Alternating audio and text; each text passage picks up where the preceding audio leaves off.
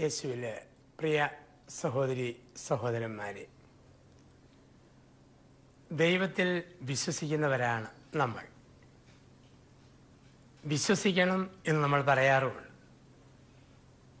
നമ്മുടെ വിശ്വാസം എപ്രകാരമുള്ള വിശ്വാസമാണ് എന്ന് നമ്മൾ ഒരാത്മപരിശോധന നടത്തേണ്ടതായിട്ടുണ്ട്. എബ്രായ ലേഖനം 11:1 പറയുന്നുണ്ട്, വിശ്വാസം എന്നത് പ്രത്യാശിക്കുന്നവ ലഭിക്കും എന്നുള്ള ഉറപ്പും കാണപ്പെടാത്തവ ഉണ്ട് എന്നുള്ള ബോധ്യവുമാണ്. ഈ വിശ്വാസവും രക്ഷയുമായി ബന്ധപ്പെട്ടാണ് ഇരിക്കുന്നതെന്നും തിരുവചനം പഠിപ്പിക്കുന്നു. നിന്റെ വിശ്വാസം നിന്നെ രക്ഷിച്ചിരിക്കുന്നു. ക്രിസ്തു പലപ്പോഴും പറയുന്ന വാക്ക്. അപ്പസ്തോല പ്രവൃത്തി 16:32 മുതലുള്ള വാക്യങ്ങളിൽ പറയും, കർത്താവായ യേശു ക്രിസ്തുവിൽ വിശ്വസിക്കുക, നീ നിന്റെ കുടുംബവും രക്ഷ പ്രാപിക്കും. എന്താണ് ഈ വിശ്വാസം എന്നുള്ള ഒരു ചിന്ത മനസ്സിലേക്ക് കൊണ്ടുവരണം. പഴയ നിയമത്തിൽ നമുക്ക് കാണാം വിശ്വസിക്കുന്ന മനുഷ്യർ. അബ്രഹാം, ഐസക്, ജേക്കബ്, മോശ, പൂർവ്വ യോസേപ്പ്. ദൈവത്തിൻ്റെ നടത്തിപ്പിൽ അവർക്ക് അങ്ങ് വിശ്വസിച്ചു. പ്രവാചകന്മാർ മുഴുവൻ, രാജാക്കന്മാർ ദൈവത്തിൽ വിശ്വസിച്ചു. ദൈവം അവർക്കൊരു കുറവും വരുത്തിയിട്ടില്ല. 1 രാജാക്കന്മാർ 17-ാം അധ്യായം. ഏലിയ പ്രവാചകൻ തമ്പുരാനെ ഓർത്ത് ധ്യാനിച്ച് ഇരിക്കുന്ന സമയത്ത് കാക്കയുടെ ചുണ്ടിൽ അപ്പം വെച്ച് ദൈവം കൊടുത്തു വിട്ടു. തന്നിൽ വിശ്വസിക്കുന്നവൻ ആവശ്യമായത് കൊടുക്കുന്ന ദൈവത്തെയാണ് നമ്മൾ കാണുക. ഒരു വിധവയുടെ വീട്ടിലേക്ക് ഏലിയായെ കൊണ്ടുചെല്ലുന്നു. കലത്തിൽ അല്പം മാവ്, ആ മാവിൽ നിന്നും ഉള്ള പൊടിയെടുത്ത് ഒരടയുണ്ടാക്കി. ആദ്യത്തെ അട സ്വന്തം കാര്യം മറന്ന് പ്രവാചകന് കൊടുക്കുന്ന വിധവ. പിന്നെ ആ മാവിൻ്റെ കലത്തിനൊരു കുറവും വന്നിട്ടില്ല, മാവിന് കുറവ് വന്നിട്ടില്ല. ആദ്യത്തേത് ദൈവത്തിന് കൊടുത്താൽ ബാക്കിയെല്ലാം ദൈവം ഏറ്റെടുത്ത് നടത്തും. ആദ്യജാതരെ കൊടുത്ത ഇസ്രായേൽ പാരമ്പര്യം, ആദ്യ ഫലങ്ങൾ കാഴ്ചവെക്കുന്ന നമ്മുടെ പാരമ്പര്യം, കുത്തിരിപ്പെരുന്നാളും ഉൽപ്പന്നപ്പിരിവും ഒക്കെ ഇതിൻ്റെ ഭാഗങ്ങളായിട്ട് നിൽക്കുന്നു. ആദ്യത്തേത് ദൈവത്തിന് കൊടുത്താൽ ദൈവം പിന്നെ ഒന്നിനും ഒരു കുറവും വരുത്തുകയില്ല. ഈ ഒരു ചിന്ത തിരുവചനം നമുക്ക് തരുന്നുണ്ട്. വിശ്വാസമാണ്. അതുകൊണ്ടാണ് നമ്മൾ നേർച്ചകളൊക്കെ നേരുന്നത് വിശ്വാസത്തിലാണ്. തമ്പുരാൻ്റെ നാമത്തിൽ ഒരു വാക്ക് പറഞ്ഞു കൊടുത്താൽ ദൈവം തന്നോളും. അങ്ങനെ മനുഷ്യരെ നമ്മൾ കണ്ടെത്തും. ഇന്ന് നേർച്ചകളൊക്കെ ആണെങ്കിലും പ്രത്യേക രീതിയിലല്ലേ. ഒരമ്മച്ചിയുടെ 1 ഗ്രാം തൂക്കമുള്ള കമ്മൽ വലതുകാതി കിടന്നത് കാണാതെ പോയി. അമ്മച്ചി ഓടി പള്ളിയിൽ വന്ന് ഉണ്ണീശോട് പ്രാർത്ഥിക്കുകയാണ്, എൻ്റെ ഉണ്ണീശോയെ, എൻ്റെ പ്രിയപ്പെട്ട കമ്മൽ നഷ്ടപ്പെട്ടു പോയി, എനിക്കതിൻ്റെ വേദനയുണ്ട്. കാണാതെ പോയ കമ്മൽ നീ എനിക്ക് കാണിച്ചു തരികയാണെങ്കിൽ സത്യമായും അത് വിട്ടുകൊണ്ട് 3 പ്രാവശ്യം ഞാൻ നിൻ്റെ മുമ്പിൽ വന്നിട്ട് പോക്കോളാം. ഇന്നിങ്ങനെയുള്ളൂ നേർച്ചകളും മറ്റുമൊക്കെ. ആരെയും ബാധിക്കാത്ത, ജീവിതഗന്ധിയാകാത്ത വാക്കുകളും വാഗ്ദാനങ്ങളും കൊടുക്കുന്നു. ഒരു മനുഷ്യൻ മീൻപിടുത്തക്കാരനാണ്. മീൻ പിടിക്കാൻ പോയപ്പം പറഞ്ഞു, തമ്പുരാനെ, ഞാൻ പിടിക്കുന്ന മീൻ ഇന്ന് എനിക്ക് ആദ്യം എൻ്റെ വലയിൽ കയറുന്ന മീൻ നിനക്ക് തന്നെ തരും, ബാക്കിയെ ഞാൻ എടുക്കും. അന്ന് അവൻ ഏറ്റവും കൂടുതൽ മീൻ കിട്ടിയ ദിവസം അവനോട്, ദൈവമേ, തൽക്കാലം എൻ്റെ കാര്യം നടക്കട്ടെ, ഇനിയും മീൻ കിട്ടുമ്പോൾ കൊടുത്തേക്കാം. പിറ്റേ മാസവും മീൻ പിടിക്കാൻ വന്ന ദൈവം പ്രാർത്ഥിച്ചു, ദൈവമേ, ഇഷ്ടംപോലെ മീൻ തരണം, ഇന്നത്തെ ഏറ്റവും വരും നിനക്കുള്ളതാണ്. തമ്പുരാൻ പറഞ്ഞു, മോനെ, നീ ഭയങ്കരല്ല, കഴിഞ്ഞ മാസം നീ അത് പറഞ്ഞിട്ട് നീ ഒന്നുപോലും തരാതെ കൊണ്ടുപോയില്ലേ. ഉടനെ എൻ്റെ പൊന്ന് തമ്പുരാനെ, മനഃപൂർവ്വമല്ല, അന്ന് ഊത്ത കയറിയ ദിവസമാണ്, ഏതാ ആദ്യം കയറിയെന്ന് അറിയത്തില്ല, അതുകൊണ്ടാണ് തരാതെ പോയത്. നമുക്കിന്ന് എക്സ്ക്യൂസുകളുടെ കാലഘട്ടമാണ് ദൈവത്തോട് വാക്ക് പറയുമ്പോഴും. ഇവിടെയാണ് പറയുക, ആദ്യത്തേത് ദൈവത്തിന് കൊടുത്താൽ ബാക്കി മുഴുവൻ ദൈവം നോക്കിക്കോളും. ഒന്നാമത്തേത് കൊടുത്താൽ. പിന്നെ ഏലിയ പ്രവാചകൻ അരുവിയുടെ തീരത്തിരിക്കുമ്പോൾ ദൈവത്തിൻ്റെ മാലാഖ വന്ന് പ്രവാചകനെ തട്ടികൊടുത്തി പറയുക, എഴുന്നേൽക്കുക, ഭക്ഷിക്കുക, അല്ലെങ്കിൽ യാത്ര ദുഷ്കരമാകും എന്ന് പറഞ്ഞാൽ ദൈവത്തിൽ വിശ്വസിക്കുന്ന മനുഷ്യന് ദൈവം കൊടുക്കുന്ന കാവൽ, കരുതൽ എത്ര പ്രധാനപ്പെട്ടതെന്ന് ദൈവം ഏലിയ പ്രവാചകനിലൂടെ നമ്മളെ ഓർമ്മിപ്പിക്കുകയാണ്. ഈ ദൈവത്തിൽ വിശ്വസിക്കുന്ന മനുഷ്യൻ്റെ വാക്കിന് നല്ല തൂക്കമുണ്ട്. ദൈവത്തിൽ വിശ്വസിക്കുന്ന മനുഷ്യൻ്റെ വാക്കിന് നല്ല തൂക്കമുണ്ട്, നല്ല ബലമുണ്ട്. അതാണല്ലോ തിരുവചനം നമ്മളെ പഠിപ്പിക്കുക. ദൈവത്തിൽ ഉറച്ചു വിശ്വസിച്ച ഏലിയ, സ്വന്തം വാക്കിന് നല്ല തൂക്കം. ഏതോ ഒരു ദൈവത്തിൻ്റെ സന്നിധിയിലാണോ ഞാൻ സ്ഥിതി ചെയ്യുന്നത്. ആ ദൈവമാണ് സത്യം. ഇനി ഞാൻ പറയാതെ മഴ പെയ്യുകയല്ല. പിന്നെ മഴ പെയ്തില്ല. വാക്കിൻ്റെ തൂക്കം. ദൈവത്തിൽ വിശ്വസിച്ച് ശിഷ്യന്മാർ പറഞ്ഞില്ലേ, സുന്ദര കവാടത്തിന് മുമ്പിൽ തളർന്നു കിടന്ന മനുഷ്യനെ നോക്കി സ്വർണവും വെള്ളിയും ഇല്ല തരാൻ കർത്താവ് യേശുവിൻ്റെ നാമത്തിൽ പറയുന്നു, എഴുന്നേറ്റ് നടക്കുക. വിശ്വാസത്തോടെ പറഞ്ഞപ്പോൾ സംഭവിച്ചു. വിശ്വസിക്കുന്നവരുടെ വാക്കിനെ ദൈവം സ്ഥിരീകരിക്കുന്നു. വിശ്വസിക്കുന്നവരുടെ വാക്കിന് ദൈവം തൂക്കം കൊടുക്കുന്നു. ഇന്ന് ആൾക്കാർക്ക് ഈ വിശ്വാസത്തിൻ്റെ കുറവ്. ഒരു സഹോദരൻ ഇങ്ങനെ ധ്യാനത്തിലൊക്കെ കഴിവുള്ളയാൾ രോഗശാന്തി പ്രാർത്ഥിക്കുക. അപ്പം തമ്പുരാൻ തോന്നിപ്പിച്ചു, ബോധ്യം കൊടുത്തു. 500 പേര് പങ്കെടുക്കുന്ന ഈ ധ്യാനത്തിൽ കുറേ പേരുടെ പാദങ്ങൾ വിണ്ടു കീറുന്ന സ്വഭാവം കർത്താവ് മാറ്റുന്നു. പ്രാർത്ഥനയിൽ സന്ദേശം പോലെ ഈ മനുഷ്യനെ കിട്ടി. അവൻ പറഞ്ഞു, കർത്താവ് പറയുന്നു 12 പേരുടെ പാദങ്ങൾ വിണ്ടു കീറുന്ന അസുഖം കർത്താവ് ഇവിടെ സുഖപ്പെടുത്തിയിരിക്കുന്നു. പക്ഷേ പെട്ടെന്നൊരു സംശയം, ഒത്തില്ലെങ്കിലോ? ഉടനെ പറഞ്ഞു, അങ്ങനെ വിണ്ടു കീറിയവരോട് കർത്താവ് പറയുന്നു, അടുത്ത 30 ദിവസം ആവണക്കെണ്ണയും വരട്ടുമഞ്ഞളും പുരട്ടിക്കൊണ്ടിരിക്കാൻ ദൈവം ആവശ്യപ്പെടുന്നു. ഇന്ന് പലരുടെയും വാക്കിൻ്റെ തൂക്കം ഇങ്ങനെ പോകുന്ന ലോകമാണ്. അവിടെയാണ് പ്രവാചകന്റെ വാക്കിന് ഒരു തൂക്കം പറഞ്ഞതുപോലെ സംഭവിക്കുന്നു. വിശ്വസിക്കുന്നവന്റെ വാക്കിന് ദൈവം തൂക്കം കൊടുക്കുന്നു. 2, വിശ്വസിക്കുന്നവന് തർക്കങ്ങളില്ല. വാക്കിന് തൂക്കം കൊടുക്കും. 2, അവന് തർക്കങ്ങളില്ല. അബ്രഹാമിന് തർക്കമില്ലല്ലോ. അനുജൻ ലോത്തും കുടുംബമൊക്കെ പറഞ്ഞു, ഞങ്ങൾക്ക് എന്തേലും അല്പം തരാവോ, വീതമായിട്ട്, ദേശമായിട്ട്. അപ്പോൾ ഒരു തർക്കവും പറഞ്ഞില്ല. പറഞ്ഞത് എന്താ? ഇത്ര എനിക്ക് വേണം, അറ്റ നീ എടുത്തു, ഈ ഭാഗം എനിക്ക്, ആ ഭാഗം നിനക്ക്. ഒന്നുമില്ല. നിങ്ങൾ നോക്കിക്കും. നിങ്ങൾക്ക് ഇഷ്ടപ്പെട്ടത് നിങ്ങൾ എടുത്തുകൊള്ളുക. എങ്ങോട്ട് വേണമെങ്കിലും നോക്കിക്കോ, ഏറ്റവും ഇഷ്ടപ്പെട്ടത് എടുത്തുകൊള്ളുക. ഒരു തർക്കവും ഇല്ല. ലോത്ത് എന്ത് ചെയ്തു? ഏറ്റവും ഫലപുഷ്ടമായ പച്ചപ്പുല്ല് തടിച്ചു വളരുന്ന ഏറ്റവും സുന്ദരമായ സ്ഥലം ലോത്ത് അങ്ങെടുത്തു. എടുത്തുകൊണ്ട് അവൻ യാത്രയുമായി. ലോത്തിന്റെ യാത്രയായിരുന്നു അത്. അബ്രഹാം ഒന്നും മിണ്ടാതെ പുറകോട്ട് നടന്ന് മരുഭൂമിയിലേക്ക് പോയി. തർക്കമില്ലാത്ത മനുഷ്യൻ, ദൈവം കാത്തോളൂന്ന് ഉറപ്പുള്ള മനുഷ്യൻ, ദൈവം കാവലാണെന്ന് ഉറപ്പുള്ള മനുഷ്യന് തർക്കങ്ങളോ തർക്കിച്ച് തോൽപ്പിക്കലുകളോ ഒന്നുമില്ല. അബ്രഹാം പുറകോട്ട് നടന്നു. പിന്നെ കാലങ്ങൾ കഴിഞ്ഞപ്പോൾ നമുക്കറിയാം, അബ്രഹാം പുറകോട്ട് നടന്നുപോയ ആ പ്രദേശമാണ് രക്ഷക പിറവിക്ക് സാക്ഷ്യം വഹിച്ച വിശുദ്ധ നാട്. ലോകരക്ഷകന് പിറവിയെടുത്ത ബത്ലഹേമും പുണ്യപ്രദേശങ്ങളുമെല്ലാം അബ്രഹാം തർക്കിക്കാതെ നടന്നുപോയ സ്ഥലം. എന്നാൽ ആർത്തിയോടെ ലോത്തെടുത്ത സ്ഥലം പിന്നീട് പച്ച പുല്ല് പോലും കേൾക്കാത്ത സോദോം ഗൊമോറ ദേശങ്ങളായിട്ട് മാറുന്നു. വിശ്വസിക്കുന്നവന് തർക്കങ്ങളില്ല. ആരെയും കൊച്ചാക്കി എന്ന ചിന്തയില്ല. ആരെയും കൊച്ചാക്കാൻ ഒട്ടും ശ്രമിക്കത്തുമില്ല. ആയിരിക്കുന്ന അവസ്ഥകളെ അക്സെപ്റ്റ് ചെയ്യും. തർക്കമില്ലാത്ത മനുഷ്യൻ. വീണ്ടും വിശ്വസിക്കുന്ന മനുഷ്യനെ ദൈവം കൺസൾട്ട് ചെയ്യും. 1, വിശ്വസിക്കുന്ന തർക്കങ്ങളില്ല. 2, വിശ്വസിക്കുന്ന മനുഷ്യന് അവന്റെ ജീവിതത്തിൽ വാക്കിന് തൂക്കമുണ്ട്. 3, വിശ്വസിക്കുന്നവനെ ദൈവം സന്ദർശിക്കുന്നു, ദൈവം കൺസൾട്ട് ചെയ്യുന്നു. ഏലിയ വിശ്വസിച്ചു, ദൈവം സംസാരിച്ചു. അബ്രഹാം വിശ്വസിച്ചു, ദൈവം സംസാരിച്ചു. പ്രാർത്ഥിക്കുന്ന മനുഷ്യരോട് ദൈവം സംസാരിക്കുന്നത് പോലെ വിശ്വസിക്കുന്ന മനുഷ്യരോടും ദൈവം സംസാരിക്കുന്നു. ഓരോ കാര്യങ്ങളും അവരുമായി ദൈവം ആലോചന ചോദിക്കുന്നു. വിശ്വസിക്കുന്ന മനുഷ്യർക്ക് ദൈവവുമായി ആലോചന നടത്തുന്നതിൽ ഒരു വ്യക്തത ജീവിതത്തിൽ ലഭിക്കുകയും ചെയ്യുന്നു. അപ്പം വിശ്വസിക്കുന്നവന് തർക്കങ്ങളില്ല. വാക്കിന് തൂക്കമുണ്ട്.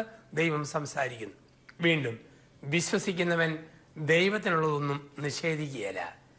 എത്ര തകർച്ച വന്നാലും എത്ര നൊമ്പരം വന്നാലും വിശ്വസിക്കുന്ന വ്യക്തികൾ തമ്പുരാന് കൊടുക്കാനുള്ളത് ഒരിക്കലും നിഷേധിക്കത്തില്ല. അബ്രഹാം ധാന്യബലി, ദഹനബലി, ഇതെല്ലാം ഒന്നും വ്യക്തമല്ല. കുഞ്ഞ് ജനിച്ചിട്ടില്ല. തമ്പുരാനെ വിശ്വസിച്ചു, കൊടുക്കേണ്ടത് കൊടുത്തോണ്ടിരുന്നു. ഇതല്ലേ വിശ്വാസത്തിന്റെ ഒരു വലിയ പ്രത്യേകത. വിശ്വസിക്കുന്നവർ ദൈവത്തിനുള്ളതൊന്നും ഒരിക്കലും നിഷേധിക്കുകയില്ല. ദൈവം ഇടപെടുന്നില്ല എന്ന് തോന്നും, ദൈവം സ്നേഹിക്കുന്നില്ലെന്ന് തോന്നും, ദൈവം കരുതിയിട്ടില്ലെന്ന് തോന്നും. എങ്കിലും ദൈവത്തിനുള്ളതൊന്നും വിശ്വാസി ഒരിക്കലും നിഷേധിക്കില്ല. ചില മനുഷ്യരെ കാണാം, ദൈവത്തോട് അരിശപ്പെട്ട് പറയും, ഞാൻ ഈ കുർബാനയ്ക്ക് പോകുന്നില്ല, ദൈവം എന്നെ ശ്രദ്ധിക്കുന്നില്ല, ഞാൻ സംസാരിക്കുന്നില്ല, ബൈബിള് വായിക്കുന്നില്ല. അങ്ങനെയൊക്കെ പറയുമ്പം പറയുന്നവർക്കല്ലേ നഷ്ടം. ഞാൻ പറയുകയാണ്, നാട്ടിലെ ബാർബറെ എനിക്കിഷ്ടമില്ല. അവൻ സിഗരറ്റ് വലിക്കുന്നു, അവനെന്തൊക്കെയോ അതും ഇതും പറഞ്ഞുകൊണ്ടിരിക്കുന്നു, നെഗളിയാണ്, അഹങ്കാരിയാണ്, അതുകൊണ്ട് ഞാൻ മുടി വെട്ടിക്കുന്നില്ല, മുഖം ഷേവ് ചെയ്യുന്നില്ല എന്ന് പറഞ്ഞാൽ ബാർബർക്ക് എന്നാ പോകാനാ? എനിക്ക് ചൊറിയാൻ തുടങ്ങും. ഇതല്ലേ പ്രശ്നം. ഈ ആറ്റിലെ വെള്ളം എനിക്ക് ഇഷ്ടമില്ല, ഈ പുഴയിലെ വെള്ളം എനിക്ക് താല്പര്യമില്ല എന്നും പറഞ്ഞ് ഞാൻ അലക്കാതെയും കുളിക്കാതെ ഇരുന്നാൽ എൻ്റെ ദേഹത്താണ് കുഴപ്പം, എൻ്റെ വസ്ത്രമാണ് മുഷിയുക. ഇതുപോലെയാണ് ദൈവത്തോട് മസിൽ പിടിച്ച് ദൈവത്തിനുള്ളത് കൊടുക്കാതെ ഞാൻ പിടിച്ചു വെക്കുമ്പം എൻ്റെ തന്നെ തകർച്ചയാണ്. അപ്പം വിശ്വസിക്കുന്ന മനുഷ്യർക്ക് എന്തു വന്നാൽ ഒറ്റ പുത്രനേ ഉള്ളൂ, വണ്ടി അപകടത്തിൽ മരിച്ചുപോയി, എല്ലാം തകർന്നു. എങ്കിലും പിറ്റേന്ന് രാവിലെ അമ്മ അവനെ അടക്കിയ കുഴിമാടത്തിൽ ചെല്ലും, പള്ളിയിൽ ചെന്ന് കണ്ണുനീരോടെ പ്രാർത്ഥിക്കും. വിശ്വസിക്കുന്നവർ ഒരിക്കലും ദൈവത്തിനുള്ളത് നിഷേധിക്കുന്നില്ല. ഇതല്ലേ നമ്മുടെയൊക്കെ വേദപുസ്തക പാരമ്പര്യങ്ങൾ നമ്മളെയൊക്കെ പഠിപ്പിക്കുക. വിശ്വാസത്തിൻ്റെ ഈ ഒരു ജീവിതം ഇവിടെ എവിടെല്ലാം നമുക്ക് ബലക്ഷയങ്ങളും തകർച്ചകളും ഉണ്ടോ അവിടെയൊക്കെ ദൈവത്തിലേക്ക് തിരിയുവാനും വിശ്വസിക്കുവാനും വിശ്വാസത്തിൽ വളരുവാനും ആ വിശ്വാസത്തിന് സാക്ഷ്യം വഹിക്കുവാനുമാണ് ദൈവം നമ്മളെ വിളിക്കുക. ഏത് ജീവിതാന്തസ്സിലാണേലും, ഏത് അവസ്ഥയിലാണേലും, ഏത് ജോലിയിലാണേലും, ഏത് നിലയിലാണെങ്കിലും നീ വിശ്വസിക്കുക, വിശ്വാസത്തിന് സാക്ഷ്യം വഹിക്കുക, വിശ്വാസത്തിൻ്റെ ഫലങ്ങൾ നമ്മൾ പുറപ്പെടുവിക്കുക. വിശ്വസിക്കുന്ന മനുഷ്യരുടെ പ്രത്യേകതയാണ് അവർ ലോകത്തിന് മുമ്പിൽ എന്നും വിഡ്ഢികളെ പോലെ കാണപ്പെടും. ലോകത്തിലെ ബുദ്ധിമാന്മാർക്ക് വിശ്വസിക്കുന്നവരുടെ പ്രവൃത്തി പരിഹാസ്യമായിട്ട് തോന്നും. ലോകത്തിലെ സമർത്ഥരും ബുദ്ധിമാന്മാർക്കും വിശ്വസിക്കുന്ന മനുഷ്യൻ്റെ മനോഭാവങ്ങളും പെരുമാറ്റങ്ങളും മനസ്സിലാക്കുക വളരെ ബുദ്ധിമുട്ടാണ്. അതുകൊണ്ടാണ് വിശ്വസിക്കുന്നവർ വിദൂഷക വേഷം കെട്ടുമെന്നാണ് ലോകം പഠിപ്പിക്കുക, വേദപുസ്തകം പഠിപ്പിക്കുക. ലോകാരംഭം മുതൽ ഇന്ന് വരെയുള്ള ചരിത്രമെടുത്താൽ ആരെല്ലാം വിശ്വസിച്ചോ അവരെല്ലാം തമ്പുരാന്റെ മുമ്പിൽ വിഡ്ഢികളെ പോലെ, ലോകത്തിനു മുമ്പിൽ വിദൂഷകരെ പോലെ കാണപ്പെട്ടു. പക്ഷെ അവർക്കൊരു സങ്കടവും ഇല്ല. വിശ്വസിക്കുന്നവർക്ക് അതിലൊന്നൊരു ബുദ്ധിമുട്ടുമില്ല. ഓർത്തു നോക്കുക, ഉൽപ്പത്തി പുസ്തകത്തിൽ നോഹ ജനം നോക്കുമ്പോൾ വിഡ്ഢിയല്ലേ, വിദൂഷകനല്ലേ? ഉഗ്രപ്രതാപവാനായ സൂര്യൻ ആകാശത്ത് കത്തിജ്വലിക്കുമ്പോൾ നോഹ മലമുകളിൽ പോയി പേടകം പണിയുന്നു.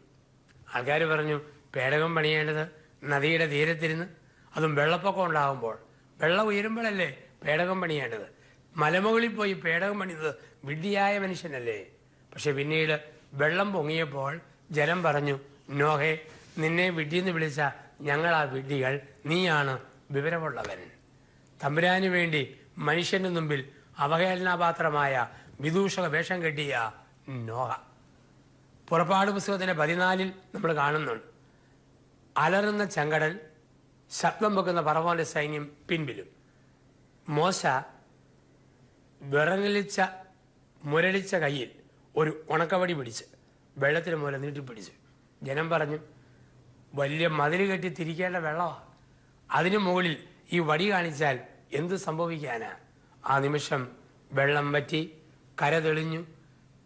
ഈ മോശയും കൂട്ടരും മറുകര കടന്നു. തൊട്ടു പിന്നാലെ ഫറവോന്റെ പട്ടാളം വന്നപ്പോൾ ചെളിയിൽ, ചതുപ്പ് മണ്ണിൽ വെള്ളം വീണ്ടും വന്ന് നിറഞ്ഞു. ഫറവോന്റെ പട്ടാളം ആ വെള്ളത്തിൽ മുങ്ങി ചത്തുപോയി.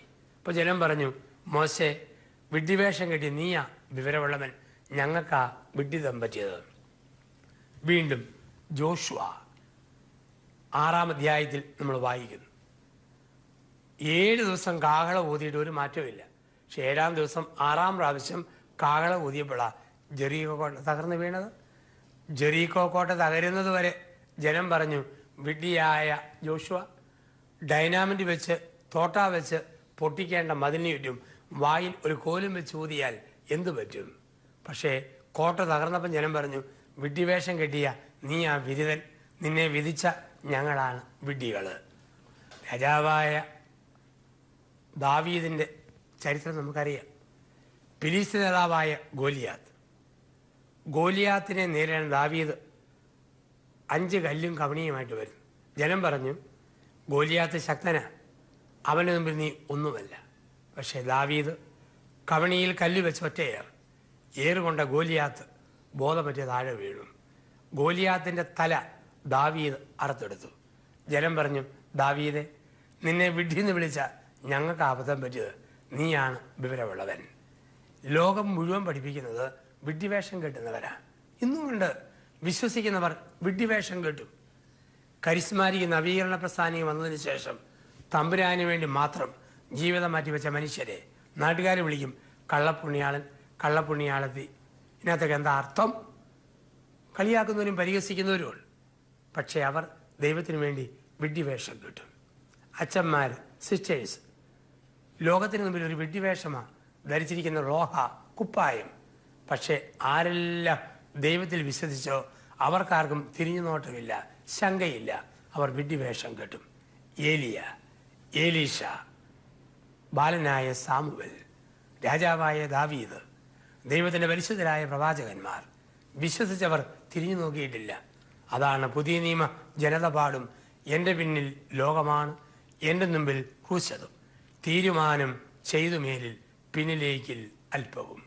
പൗലോസ്ലീഹ പറഞ്ഞില്ലേ, ഞാൻ ലോകത്തിലുള്ളതെല്ലാം ഉച്ഛിഷ്ടം പോലെ കരുതുന്നു, ഉച്ഛിഷ്ടം പോലെ കരുതുന്നു എൻ്റെ ക്രിസ്തുവിനെ പ്രതി. ഗലാത്യർ 2:20. ഇനിമേൽ ഞാനല്ല, എൻ്റെ ക്രിസ്തുവാണ് എന്നിൽ ജീവിക്കുക.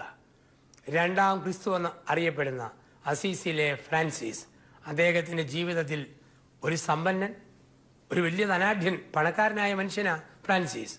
പക്ഷെ ഒരിക്കൽ ക്രിസ്തുവിനെ അറിഞ്ഞു കഴിഞ്ഞപ്പോൾ ഒരിക്കൽ ക്രിസ്തു ഫ്രാൻസിസിനോട് സംസാരിച്ചു.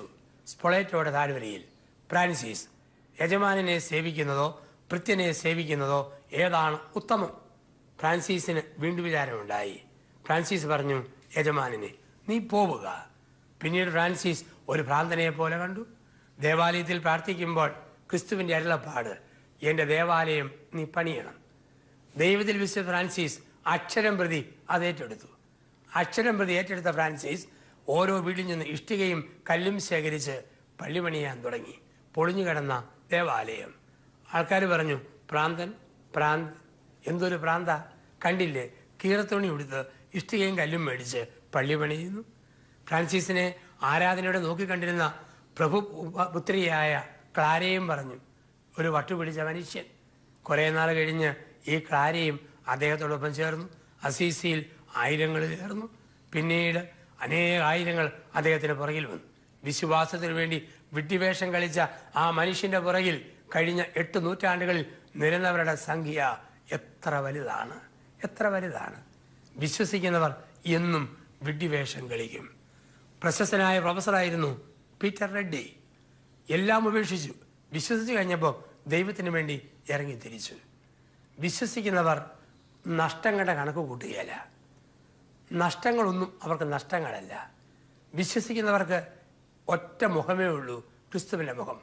33 വയസ്സുള്ള, താടിമീശയുള്ള, ചോരയൊലിപ്പിക്കുന്ന നസ്രായൻ്റെ മുഖം. ആ മുഖത്തിന് മുമ്പിൽ ഒന്നും നഷ്ടമല്ല. ലോകത്തിൻ്റെ നേട്ടങ്ങളെല്ലാം ഉച്ഛിഷ്ടം പോലെ കരുതിയ അപ്പസ്തോലൻ. അതുകൊണ്ടാണ് വിശ്വസിച്ചവർ പെട്ടെന്ന് ഉപേക്ഷകൾ നടത്താൻ തുടങ്ങി. ആരെല്ലാം വിശ്വസിച്ചോ വിശ്വസിച്ചവരെല്ലാം ഉപേക്ഷ നടത്തി. പണവും പണപ്പെട്ടിയും സക്കേവൂസ് ഉപേക്ഷിച്ചു. ചുങ്കസ്ഥലത്തെ പ്രൗഢി പാരമ്പര്യം പണം മത്തായി ഉപേക്ഷിച്ചു. വലയും വഞ്ചിയും സെബദീപുത്രന്മാർ ഉപേക്ഷിച്ചു. ജീവിതത്തിൽ വിശ്വസിച്ച മനുഷ്യർ ഉപേക്ഷ നടത്താൻ വിളിക്കപ്പെട്ടവരാണ്. അതുകൊണ്ടാണ് വിശ്വാസത്തിൽ ഉപേക്ഷയും പുറപ്പാടുമുണ്ടെന്ന് പറയുക. ഉൽപ്പത്തി പുസ്തകത്തിന്റെ 12-ാം അധ്യായത്തിൽ ദൈവം അബ്രഹാമിനോട് പറയുന്നു, അബ്രഹാമേ, സ്വന്തം ജനത്തെയും പിതൃഭവനത്തെയും നീ ഉപേക്ഷിക്കുക, ഞാൻ പറയുന്ന സ്ഥലത്തേക്ക് നീ പുറപ്പെടുക. ഉപേക്ഷയും പുറപ്പാടുമുണ്ട്. ഓരോരുത്തർക്കും ഓരോന്നാണ് ഉപേക്ഷിക്കാനുള്ളത്. നമുക്ക് ഓരോരുത്തർക്കുണ്ട് എന്തെങ്കിലുമൊക്കെ ഉപേക്ഷിക്കാൻ. വിശ്വാസത്തിൽ ദൈവത്തിൽ വളരുമ്പോൾ, ദൈവവിശ്വാസി വളരുമ്പം പരിശുദ്ധാത്മാവ് തോന്നിക്കും, ഇന്ന ഇന്ന കാര്യങ്ങൾ മോനെ മോളെ നീ ഉപേക്ഷിക്കണം. സെബദീപുത്രന്മാർ ഉപേക്ഷിച്ച എന്തെല്ലാവാ എടുത്തു പറയുന്നുണ്ട്. വല, വഞ്ചി, ഒപ്പം മാതാപിതാക്കളെയും ഉപേക്ഷിച്ച് അവർ അവൻ്റെ പിന്നാലെ പോയി. ഒറ്റ വാക്ക് പറഞ്ഞാൽ പോരെ? സെബദീപുത്രന്മാരെ എല്ലാം ഉപേക്ഷിച്ച് കർത്താവിൻ്റെ പിന്നാലെ പോയി? ഇല്ല, പെറുക്കി പറയുക. അവർ യാക്കോബും യോഹന്നാനും വഞ്ചിയും വലയും അവരുടെ പിതാവിനെയും വിട്ട് അവൻ്റെ പിന്നാലെ പോയി. വിശ്വസിക്കുന്നവർ നടത്തുന്ന 3 ഉപേക്ഷകളാണ് ഇവിടെ നമ്മൾ കാണുക. ഒന്ന്, വല. വലയെന്ന് പറഞ്ഞാൽ ഞാൻ നിശ്ചയിക്കുന്ന അതിർത്തി. ഒരു വല എറിയുമ്പോൾ അതിന് പരിധിയുണ്ട്, ഒരു ലിമിറ്റേഷനുണ്ട്, ഒരു ഏരിയ ഉണ്ട്. ഞാൻ നിശ്ചയിക്കുന്ന അതിർത്തികൾ, പരിധികൾ, പരിമിതികൾ ഞാൻ ഉപേക്ഷിക്കണം. ദൈവത്തിൻ്റെ കരങ്ങളിലേക്ക് കൊടുക്കണം. എൻ്റെ കണക്കുകൂട്ടലുകൾ, എൻ്റെ യുക്തി, എൻ്റെ ചിന്ത, എൻ്റെ വലകൾ, എൻ്റെ വരകൾ, എൻ്റെ അതിർത്തികൾ ഇതിനപ്പുറത്തേക്ക് വളരണം. അവിടെയാണ് ദൈവം വളർത്തുക. അപ്പം എൻ്റേതെന്ന് പറയുന്ന തോന്നലുകളും ചിന്തകളും ഞാൻ നിശ്ചയിക്കുന്ന അതിർത്തി രേഖകൾക്കും അപ്പുറത്തേക്കൊരു വളർച്ച. ഫാദർ ഡാമിയൻ സ്വന്തം അതിർത്തി വിട്ട് കുഷ്ഠരോഗിയുടെ ലോകത്തിലേക്ക് തൻ്റെ വലയങ്ങ് വിരിച്ചു വളർന്നു. ഫ്രാൻസിസ് അസീസി കുഷ്ഠരോഗിയുടെ കയ്യിൽ പിടിച്ച് മുത്തി. അവരെ കാണുമ്പോൾ അറപ്പും വെറുപ്പും ഓക്കാനുമുള്ള മനുഷ്യനാണ്. ഒരു വലയ്ക്കിപ്പുറത്ത് നിന്ന മനുഷ്യൻ ആ വലയങ്ങ് മാറ്റി അവരുടെ ലോകത്തിലേക്ക് പോയി. അവർ വലയുപേക്ഷിച്ചു, വഞ്ചി ഉപേക്ഷിച്ചു. എന്താണ് വള്ളം? വെള്ളത്തിൽ തെന്നിത്തെന്നി നടക്കുന്നതാണ് വള്ളം. കാറ്റനുസരിച്ച് തെന്നിത്തെന്നി വള്ളത്തിനങ്ങ് പോകാം. എനിക്ക് എൻ്റേതായ വഴികളുണ്ട്, എൻ്റെ തെന്നലുകളുണ്ട്, എൻ്റെ തോന്നലുകളുണ്ട്, ഞാൻ പോകുന്ന ദിശകളുണ്ട്. അതും അങ്ങ് വിട്ടു. എൻ്റെ ഇഷ്ടം, എൻ്റെ തോന്നൽ, എൻ്റെ വാസന, എൻ്റെ ആഗ്രഹം, അങ്ങനെ പോയിരുന്ന ഞാൻ എന്നെ തന്നെ തിരുത്തുന്നു. ആ ചിന്തകളെ, ആ രീതികളെ, ആ വഴികളെ ഉപേക്ഷിച്ചു. വലയുപേക്ഷിച്ചു, വഞ്ചി ഉപേക്ഷിച്ചു. ഒപ്പം പിതാവിനെ വിട്ടു. പിതാവിനെ വിട്ടെന്ന് പറഞ്ഞാൽ എൻ്റേതായി ഞാൻ നേടിയെടുത്ത ചില പാരമ്പര്യങ്ങൾ, എൻ്റെ കുടുംബത്തിൽ നിന്ന് കിട്ടിയ ചില പാരമ്പര്യങ്ങൾ, എൻ്റെ കുട്ടിക്കാലത്ത് കിട്ടിയ ചില പാരമ്പര്യങ്ങൾ, ഞാൻ പഠിച്ചു വെച്ച ചില മാമൂലുകൾ, അങ്ങനെ പലതും തമ്പുരാനെ പ്രതി ഞാൻ വിട്ടു. എന്നിട്ട് ദൈവകരങ്ങൾക്ക് ഞാൻ എന്നെ പൂർണ്ണമായി വിട്ടുകൊടുത്തു. വിശ്വസിക്കുന്നവരെ ഉപേക്ഷിക്കും, ഒപ്പം പുറപ്പാടും നടത്തും. അബ്രഹാമിനോട് പറഞ്ഞു, ഞാൻ പറയുന്ന വഴിയെ പുറപ്പെടുക. പുറപ്പെടുക എന്ന് പറഞ്ഞാൽ ദൈവം പറഞ്ഞ സമയത്ത് പറഞ്ഞ വഴിയിൽ അബ്രഹാം യാത്ര പുറപ്പെട്ടു. അതുപോലെ എൻ്റെ ജീവിതത്തിൽ എൻ്റെ ദൈവം ആവശ്യപ്പെടുമ്പോൾ ആ വഴിയെ ഞാൻ പുറപ്പെടുക. ഓരോ ജീവിതാനുഭവം ദൈവം തരുമ്പോൾ അത് സന്തോഷത്തോടെ സ്വീകരിക്കുക. രോഗമായി കിടക്കേണ്ടി വന്നാൽ അക്സെപ്റ്റ് ചെയ്യുക. തെറ്റിദ്ധാരണയ്ക്ക് കീഴ്പ്പെടേണ്ടി വന്നാൽ അതങ്ങ് സ്വീകരിക്കുക. ജീവിതത്തിൽ എന്തെങ്കിലും തിക്താനുഭവം ഉണ്ടാകുമ്പോൾ മുറുമുറുക്കാതിരിക്കുക. ദൈവം കൊണ്ടുപോകുന്ന വഴിയാന്നോർത്ത് ആ വഴിയിലൂടെ നമ്മൾ പുറപ്പെടുക. ഈ വിശ്വാസത്തിൻ്റെ ഉപേക്ഷയും പുറപ്പാടും നടത്തി, വിശ്വാസത്തിന് വിഡ്ഢിവേഷം കെട്ടി, വാക്കിന് തൂക്കമുണ്ടായി, ദൈവത്തിൻ്റെ ശബ്ദം കേട്ട് തർക്കങ്ങളില്ലാതെ ദൈവത്തിന് അർഹിക്കുന്നത് ഒരു മടിയും കൂടാതെ കൊടുക്കുന്ന ഒരു ദൈവമകനാകാൻ, ദൈവമകളാകാൻ ദൈവം നമ്മളെ വിളിക്കുന്നു. ആ വിശ്വാസം നമ്മളെ രക്ഷയിലേക്ക് ആനയിക്കട്ടെ. ഒരു നിമിഷം നമുക്ക് പ്രാർത്ഥിക്കാം. വിശ്വാസിയുടെ പിതാവായി അബ്രഹാമിനെ തരികയും വിശ്വാസ മാതൃകകൾ പൂർവ്വപിതാക്കന്മാരിലൂടെയും പുണ്യാത്മാക്കളിലൂടെയും ഞങ്ങളെ പഠിപ്പിക്കുകയും ചെയ്ത നല്ല ദൈവമേ, അവിടുത്തെ ഏകജാതനായ യേശു ക്രിസ്തു പഠിപ്പിച്ച വിശ്വാസദാർഢ്യം, വിശ്വാസ തീഷ്ണത ഞങ്ങളുണ്ടാകട്ടെ. ദൈവമാതാവായ മറിയത്തെ നോക്കി ഏലീശ്വ അമ്മ പറഞ്ഞു, വിശ്വസിച്ച മകളെ നീ ഭാഗ്യവതി. ഞങ്ങളെ ഓരോരുത്തരെയും നോക്കി വിശ്വസിച്ച മകനെ, വിശ്വസിച്ച മകളെ നീ ഭാഗ്യവാൻ, ഭാഗ്യവതി എന്ന് വിധിയുടെ ദിവസത്തിൽ കേൾക്കുവാൻ ഞങ്ങൾക്ക് ഓരോരുത്തർക്കും വരം തരണമേ എന്ന് പ്രാർത്ഥിക്കുന്നു. നിത്യം പിതാവും പുത്രനും പരിശുദ്ധാത്മാവുമായ സർവേശ്വര എന്നേക്കും. ആമേൻ.